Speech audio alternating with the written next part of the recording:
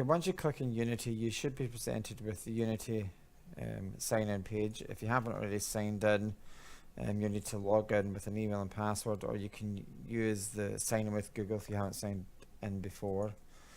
I suggest you try the Google one if you haven't used it up to now, and you can use your Portergaud email address, and you can enter your password. If you have two-step verification turned on like Mr. Zabi asked you to do, you will be asked to put in a code right about now, and after doing that you should be signed in. Fingers crossed. Okay, there you go. At this point, make sure that we're saying not on the cloud but on disk. You could either do this to USB or to your computer, the desktop, the C drive.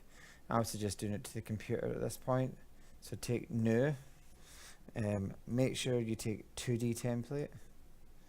Make sure you're happy with the location of where you're saving it.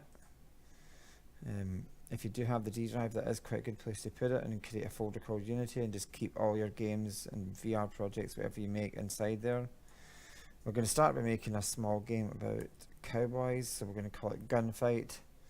So 2D template, give it the project name. This will create a subfolder inside Unity called Gunfight, and all the files and everything to do with that game will be inside there. And then finally click on Create Project.